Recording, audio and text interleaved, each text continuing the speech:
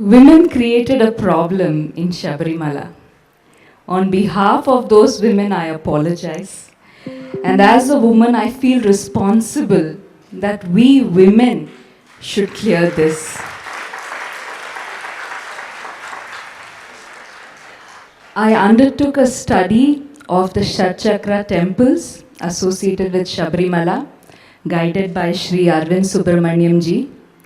I visited all the 5 temples except for Shabrimala. I meditated in each of those temples to understand how the Chaitanyam of the temple impacts the female body. Every temple has a direct impact on the human body. It has a direct impact on our health. As devotees, you don't need to know this. You already know it through your experience. When we stand in front of the deity and fold our hands, we experience that. But when people ask this question, and it goes to Supreme Court, how should we answer?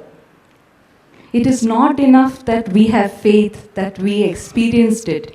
We should be able to explain it. I have made a small attempt to explain that in this book. I will keep it very short. I will tell in just 2 lines. No, 3 minutes, no problem. Thank you, You are Jayanji. also like Veeramani Raju. It is going very soothing. Coincidentally, tomorrow I am doing a session for Supreme Court advocates working on Shabrimala case in Delhi. And I did not plan, but today to come here and get Bhagwan's blessings and all of your blessings is for me a very big green signal to go ahead and talk. Thank you, Jayanji. Extremely grateful. What my study has revealed is that there are certain places which affect women's body differently. And Shabrimala is one of those places. If women in the menstrual age group enter Shabrimala, they will definitely have problems in the reproductive health. Their period will alter, they will have difficulty menstruating, and they could have severe menstrual disorders like PCOD and endometriosis. How and why I have explained in my book. There is one more temple in the Shatchakra temples where women in this age group are not allowed beyond a point, and that is the Aryan Cow temple. I went there, but women could go up to a certain point. The minute I stood there and had the darshan of Bhagwan, I started tearing up. Now, for someone who has never even been to many temples, this was very strange. I started tearing up and I could not stop. And then I met Arvindji and asked him, what is there in Aryan Cow? Why is it having such an effect? But I actually understood something. After visiting Aryan Cow, my own cycle changed. And there is a reason for these restrictions.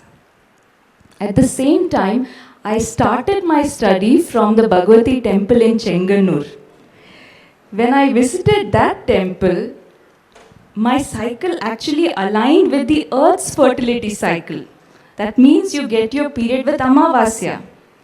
Every devotee who goes to Chenganur Bhagavati temple, if she is a woman in that age, she will experience how her health improves. But that same temple, I went the second time, there were at least 100 Ayyappa Swamis. And after visiting that, in the presence of those Ayyappa Swamis, my cycle was again disturbed. If just the presence of Ayyappa Swamis can do that to your cycle, imagine going to Shabrimala, how it will disturb your health.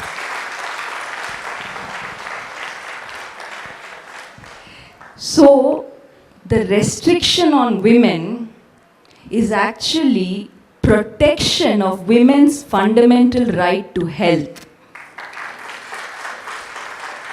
And Shabrimala, by passing this rule, has been protecting women, not discriminating.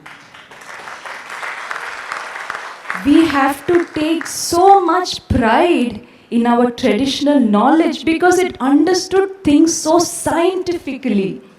Every temple will impact your health through the chakras. The nature of the Chaitanyam in a temple affects women differently and affects men differently. This is not discrimination. This is the beauty of the way we are created. Thank you. I will give just one last example. When I was researching Sabrimala, I wanted to see anywhere else in the world are there similar restrictions. I found two examples. Mount Athos in Greece and Mount Umin in Japan. Both these places are at an altitude of 5,000 feet and women are not allowed. Women of any age are not allowed. In fact, even female animals are not allowed.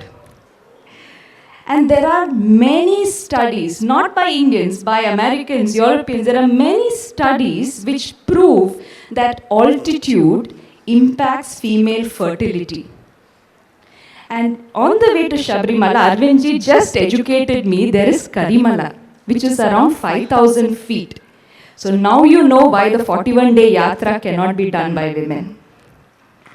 Everything, every tradition has a science to it.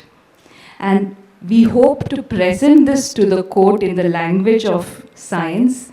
And let us see, maybe with all your blessings, this perspective will go through. Thank you so much. Thank you.